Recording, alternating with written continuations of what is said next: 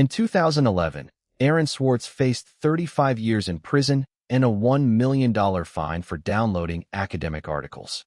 Today, tech giants like Meta, Google, and OpenAI are building multi-billion-dollar AI models by systematically scraping trillions of data points from the open web and facing almost no legal consequences. The difference isn't the act itself, but the scale and the player. This isn't just a legal double standard. It's a look into the core engine of modern AI, and it raises a critical question. Is data scraping a crime when individuals do it, but a foundational business model when the biggest companies on Earth do it? We'll dive into the mechanics of why this paradox exists, who benefits, and what it means for anyone building on the web in 2026. And stick with me, because the last part of this is the piece almost everyone gets wrong, and it's the part that decides whether you win or lose here. In 2011, Aaron Swartz faced 35 years in prison and a $1 million fine for downloading 4.8 million academic articles. Today, OpenAI, Google, and Meta are collectively scraping untold billions of data points to train their multi-trillion-dollar AI models, all without a single indictment. This isn't just about the hypocrisy of rules for thee, but not for me. It's about a foundational legal and ethical dilemma shaping the very fabric of our digital future and what it means for anyone building with data. When you look at the indictment against Swartz, the core charge was wire fraud, essentially tricking a server into giving him access. It was a digital trespass. Fast forward to 2024, and almost every major AI company, from Alphabet to Meta, is doing precisely that, automating requests, bypassing terms of service, and pulling public data at scale. The scale is staggering. Meta reportedly scraped 3.6 billion images from the internet for its EMU model. OpenAI, according to a recent lawsuit, scraped millions of books to train GPT. This isn't small-time stuff. It's an industrial-scale operation, making Swartz's 4.8 million articles look like a footnote. The question isn't if they're doing it, but why they can and others can't. Aaron Swartz's entire legal nightmare began with a single idea. Information wants to be free. Swartz was a true internet prodigy.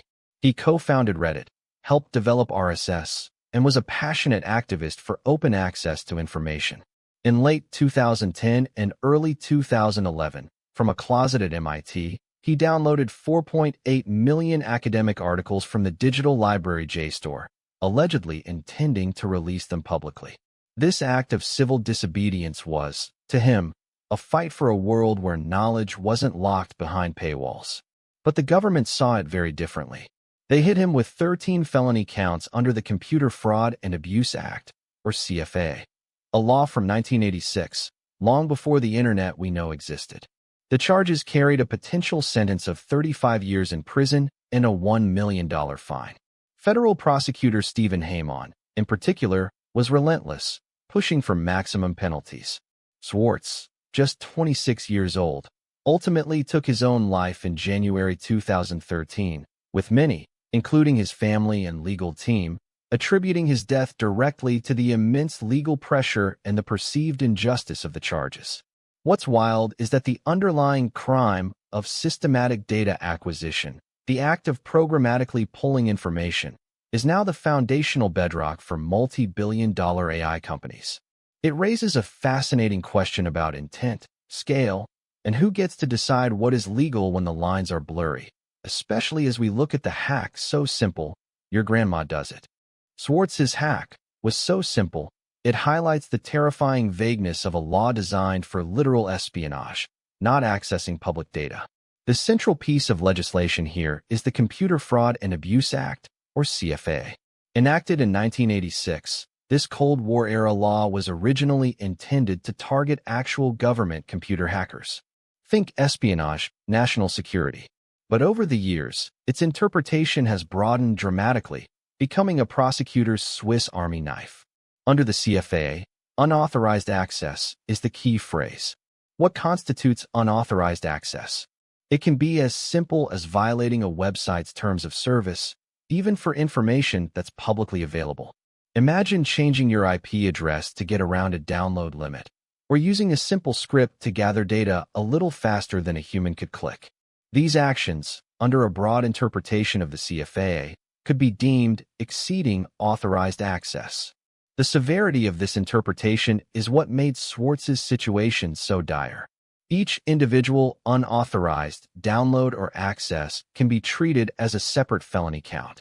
That's how downloading 4.8 million articles from JSTOR could snowball into 35 years in prison and a $1 million fine. He wasn't breaking into classified servers. He was effectively using a digital library as intended, just at scale. This kind of legal weaponization turns commonplace online activities into potential career-ending felonies. So, if this law is so broad and punitive, why did one judge seemingly give a green light for billions in data scraping? So, if the CFAA is so broad, how did an appeals court greenlight billions of dollars in scraping for AI training?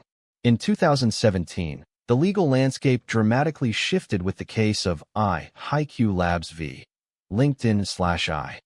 HiQ Labs, a talent analytics company co-founded by Noah Warder, found itself in a direct legal battle with Microsoft-owned LinkedIn.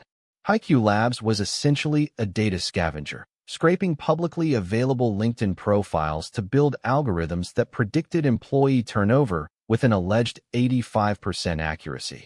LinkedIn, naturally, sent a cease and desist, arguing HiQ Labs violated their terms of service and, crucially, the Computer Fraud and Abuse Act by accessing their servers without authorization.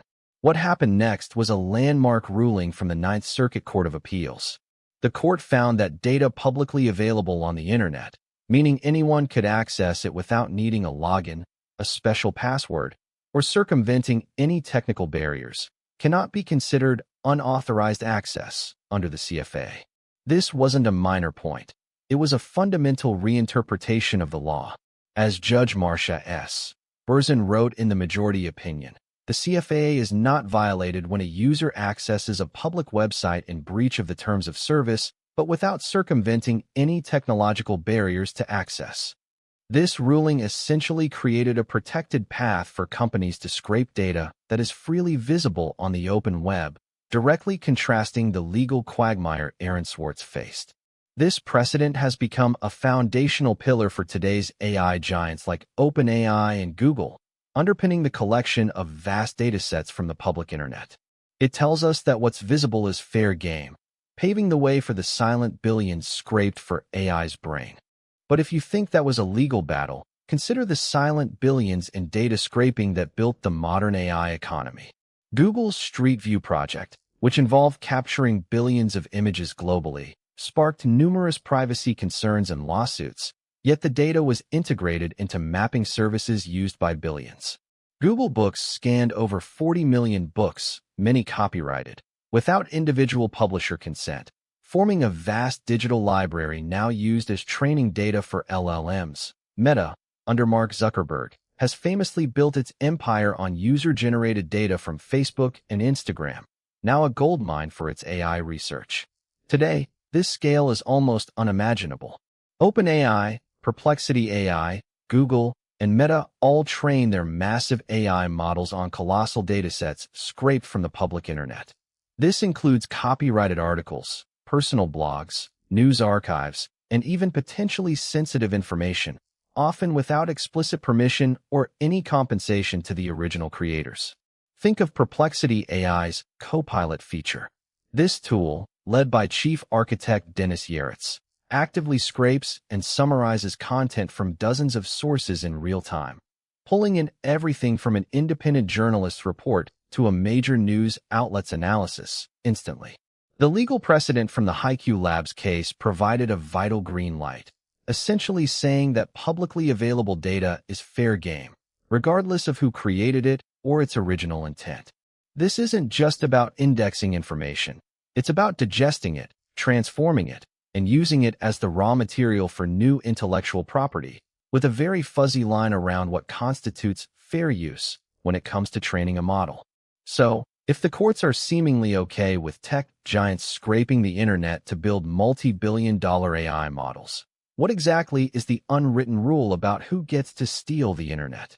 So, if Aaron Swartz went to prison for accessing articles everyone else could, Why are tech giants building their AI models on data they never asked for?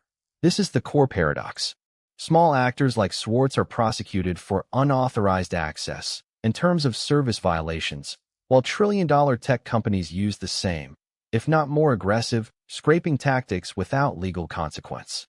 The real differentiator here isn't the act of scraping, but the identity of the scraper, their purpose, and their power. Take Google's 2004 launch of Google Books. They scanned over 40 million copyrighted books without individual permission, leading to a decade-long legal battle with the Authors Guild, which Google eventually won in 2016. In contrast, Swartz was facing decades in prison for accessing academic articles. The difference isn't a legal technicality, it's a permission layer. Large tech companies often secure strategic deals, acquire platforms outright, or simply have the legal war chest to navigate challenges that individuals or smaller entities do not. This disparity in enforcement profoundly shapes who controls information, how AI develops, and ultimately, who benefits from the vast digital commons. It highlights an unwritten rule. The internet's data is effectively stolen by those with the capital and legal muscle to do so.